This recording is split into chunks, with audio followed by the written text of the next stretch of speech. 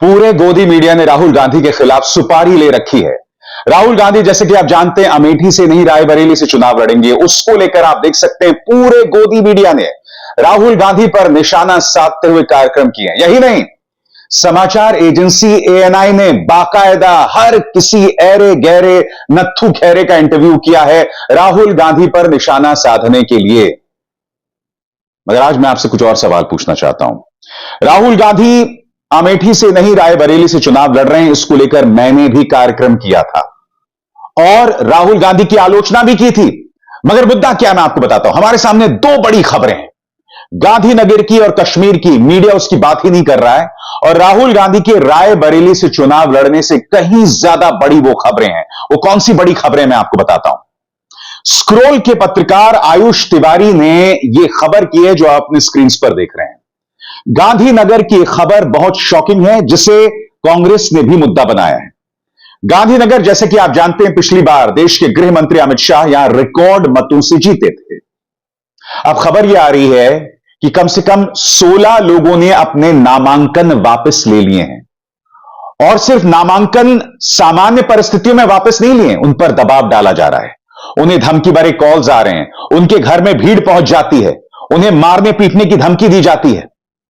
सबसे पहले दोस्तों मैं आपको एक वीडियो दिखाना चाहता हूं। यह 21 अप्रैल का वीडियो है और यहां पर आप देख सकते हैं जितेंद्र चौहान रो रहे हैं और कह रहे हैं कि मुझ पर दबाव डाला गया है कि मैं अपना नामांकन वापस लूं, मुझे अपने बच्चों की जान की परवाह है, इसीलिए मैं अपना नामांकन वापस ले रहा हूं। सुनिए आयुष तिवारी के ट्विटर पर उनका यह वीडियो है, वो क्या कह रहे हैं, आइए सुनते हैं। सभी देशवासियों को ठाकुर जितेंद्र सिंह चौहान का कोटि कोटि प्रणाम। साथियों, मैं गुजरात के गांधीनगर लोकसभा से नामांकन किया था अखिल भारतीय परिवार पार्टी से। मुझसे जबरदस्ती फॉर्म वापस दिलवाया जा रहा है, मुझे हाईजैक कर लिया गया है। अमित शाह साहब के लोगों ने मुझे हाईजैक कर लिया है। हो सकता है हमारी मौत भी हो जाए, मुझे मार भी दिया जाए, कुछ भी हो सकता है हमारे साथ। मैं देशवासियों से अपील करता हूं, इस देश को बचा लो, ये देश खतरे में है, ये देश खतरे में है। देश के लोगों से अपील कर रहा हूं, देश को बचा लो। और आयुष की ये जो खबर है ना दोस्तों, इसमें साफ हो जाता है कि एक नहीं दो नहीं बल्कि 16 लोगों पर दबाव बनाया गया। सुमित्रा मौर्य वो भी चुनाव लड़ रही थी। वो कहती हैं जब वो घर पर नहीं थी तो उनके घर भीड़ पहुंच गई, उनके घर में उनके बच्चे मौजूद थे, भीड़ ने उन्हें धमकाया। इस तरह से जो लोग चुनाव लड़ना चाहते हैं कि ऐसी जगह से जहां अमित शाह पिछली बार रिकॉर्ड मतों से जीते थे, वहां पर लोगों को धमकाया जा रहा है। मैं आपसे एक सवाल पूछना चाहता हूं, आप लोगों ने राहुल गांधी के खिलाफ इस तरह का टूल किट चलाया, मगर आप बताइए क्या यह खबर नहीं है कि गांधीनगर के अंदर इस तरह से लोगों को धमकाया जा रहा है, इस तरह से दावे किए जा रहे हैं। एक नहीं 16 लोगों पर दबाव बनाया गया। सुनिए सुमित्रा मौर्य क्या कह रही हैं। नमस्कार, मेरा नाम सुमित्रा मौर्य है और मैं इस बार 2024 में लोकसभा का इलेक्शन लड़ने जा रही हूँ गांधीनगर 6 से। तो जब से मेरा फॉर्म कंप्लीट हुआ है, मेरा नॉमिनेशन हो गया है इलेक्शन लड़ने के लिए, तब से ही मुझे बार बार लोग फोन पर धमकियां दे रहे हैं, मेरे घर पर आ रहे हैं, जहां मैं जॉब पे जा रही हूँ वहां तक पहुंच जा रहे हैं। और मैं यहाँ पे सोमनाथ दर्शन करने आई हूँ तो यहाँ की क्राइम ब्रांच पुलिस भी मेरे पीछे लगी हुई है और यहाँ पर आकर बोल रही है कि मैडम आपके बार बार फोन आ रहे हैं लेकिन आप नहीं उठा रहे हो, इसलिए हमें कहा गया है कि आप फोन पर बात कर लीजिए। और बार बार यही कह रहे हैं कि मैडम आप क्यों लड़ रही हो, आपको नहीं लड़ना चाहिए इलेक्शन, आप शांति से वापस ले लीजिए फॉर्म। इस तरह की मुझे धमकियां बार बार दी जा रही है और मेरी प्राइवेसी को छीना जा रहा है। मैं जहां भी जा रही हूँ वो लोग वहां पहुंच जा रहे हैं और मेरे सारे जितने भी फ्रेंड्स वगैरह जो भी हैं उन लोगों को भी कहा जा रहा है और वो लोग भी मुझे बार बार फोन कर रहे हैं। तो मुझे बहुत ज्यादा हैरेसमेंट किया जाता है। तो प्लीज चुनाव आयोग मेरी हेल्प करे। अब जाहिर सी बात है दोस्तों, कांग्रेस इसे एक बड़ा मुद्दा बना रहा है। पार्टी के प्रवक्ता का बयान आपके स्क्रीन पर, वो हवाला दे रहे हैं जितेंद्र चौहान के बयान का और कह रहे हैं BJP just confirm that the constitution is under serious threat under Modi Shah, watch this report and save your freedom. Pawan Khera कह रहे हैं कि भारतीय जनता पार्टी ने इस बात की पुष्टि कर ली है कि संविधान मोदी और शाह के अंतर्गत खतरे में है। इस रिपोर्ट को देखिए और अपनी स्वतंत्रता को बचाइए। क्या जितेंद्र चौहान झूठ बोल रहे हैं रोते हुए? क्या उनके आंसू झूठे हैं? सुमित्रा मौर्य जो कह रही हैं कि उनके घर एक भीड़ पहुंच गई थी, एक मॉब पहुंच गया था, उनके बच्चों को धमका रहे थे, क्या वो भी झूठ बोल रहे हैं? क्या 16 लोग जिन पर दबाव बनाया गया वो भी झूठ बोल रहे हैं? और आप जानते हैं गांधीनगर अपवाद नहीं है। सूरत में, गुजरात के सूरत में मुकेश दलाल को विजेता घोषित कर दिया गया। इंदौर में आप जानते हैं क्या हुआ? वहां पर कांग्रेस के जो प्रत्याशी थे उन पर तमाम केसेस का दबाव बनाया गया। नतीजा, वो भाजपा की गोद में जाकर बैठ गए। और अब वहां जो बाकी लोग बचे हैं उन पर दबाव बनाया जा रहा है। खजुराहो में भी आप जानते हैं समाजवादी पार्टी की प्रत्याशी का जो नामांकन था उसे रद्द कर दिया जाता है और अब उनकी जगह कोई और व्यक्ति हैं, वो चुनाव लड़ रहे हैं, मगर वहां पर भी वही खेला करने की कोशिश थी। हर तरफ यही किया जा रहा है दोस्तों। ये अपने आप में कितना शॉकिंग है। क्या मोदी मीडिया का ध्यान इस तरफ नहीं जाना चाहिए? आप राहुल गांधी की रायबरेली से चुनाव लड़ने की बात कर रहे हैं, जिसकी मैं चर्चा करूंगा। मैं आपसे सवाल पूछना चाहता हूं। कश्मीर में एक भी सीट से भाजपा चुनाव नहीं लड़ रही। मैं समझना चाहता हूं क्यों। आखिर क्यों भाजपा कश्मीर से चुनाव नहीं लड़ रही? क्योंकि आप तो यह दावा करते थे ना कि धारा 370 हटाने के बाद वहां माहौल सामान्य हो गया है, कश्मीर पटरी पर आ गया है। तो फिर क्या वजह है? इतनी बड़ी खबर मगर आप इसकी गूंज कहीं नहीं सुनते हैं। मैं समझना चाहता हूं क्यों। गांधीनगर और कश्मीर दोनों भारतीय जनता पार्टी के दामन में दाग है, मगर गांधीनगर में जो हो रहा है यह करारा तमाचा है हमारे चुनाव आयोग के चेहरे पर कि आप कर क्या रहे हैं। कानून व्यवस्था इस वक्त आपके हाथ में है। एक आदमी जो अपनी किस्मत आजमा रहा है वो रो रहा है, उसने अपना नामांकन वापस ले लिया है। वो कहता है मेरे 3 बच्चे हैं, मैं नहीं चाहता वो मर जाएं। ये सब हो रहा है मगर इनकी जो सारा फोकस है वो राहुल गांधी पर निशाना साधना।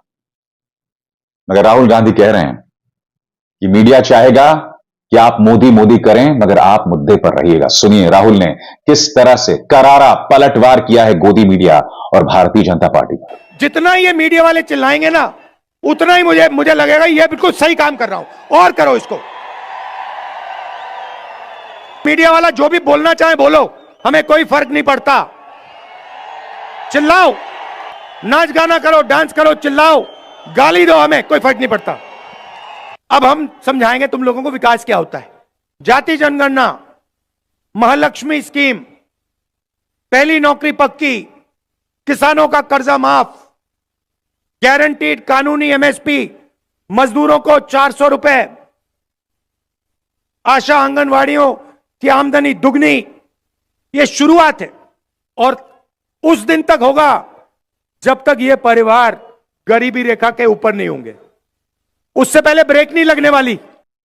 राहुल गांधी की नाराजगी की वजह को समझना पड़ेगा दोस्तों। जैसे ही वो रायबरेली से चुनाव लड़ने की बात करते हैं, प्रधानमंत्री नारा देते हैं डरो मत भागो मत, और फिर वही टूल किट जो है तमाम जगहों पर दे दिया जाता है। नतीजा, तमाम न्यूज चैनल्स कश्मीर और गांधीनगर को नजरअंदाज करके राहुल गांधी के पीछे पड़ जाते हैं। ये देखिए इंडिया टीवी, अब की बार रायबरेली से भी हारेगा गांधी परिवार। फिर देखिए अमेठी से भागे राहुल, क्या रायबरेली भी हारेंगे?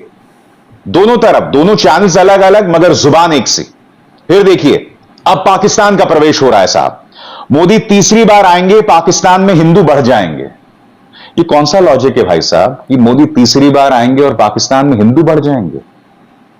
मतलब आप इस बात से संतुष्ट नहीं हुए थे कि आप भारत के अंदर हिंदू मुस्लिम करें, अब आप पाकिस्तान के अंदर भी हिंदू मुस्लिम कर रहे हैं। आगे देखिए, राहुल पर दाव, प्रियंका क्यों नहीं लड़ रही चुनाव?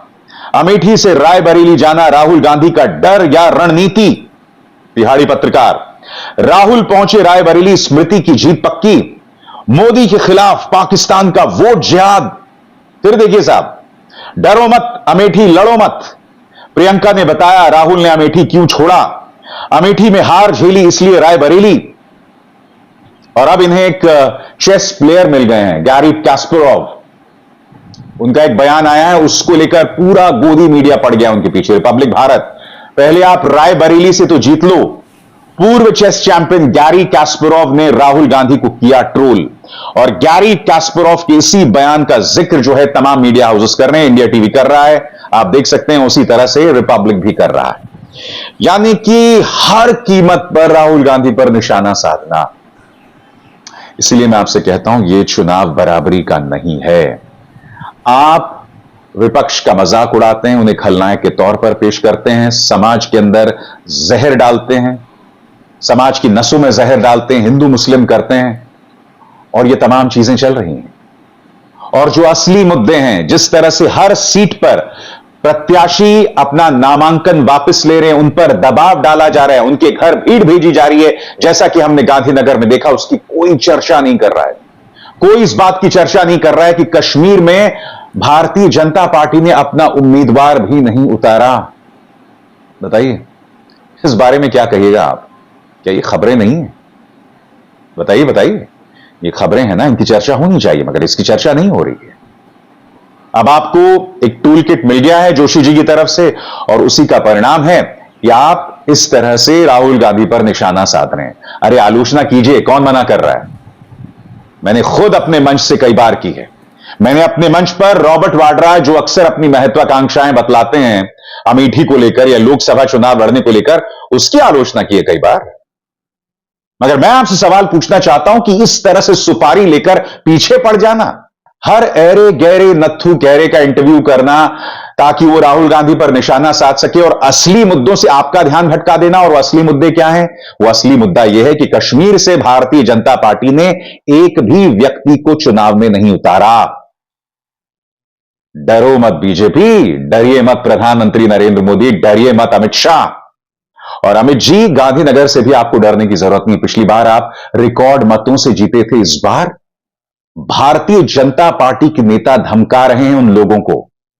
यह आरोप लगाया गया है बीजेपी के नेताओं पर कि उनकी तरफ से फोन कॉल्स आ रहे हैं, धमकाया जा रहा है, भीड़ आ रही है। ये सब क्या हो रहा है? मगर इसकी चर्चा कहीं पर नहीं हो रही है, जो अपने आप में कितनी बड़ी त्रासदी है ना। मगर आपको कौन समझाए ये बात? अभिसार शर्मा को दीजिए इजाजत।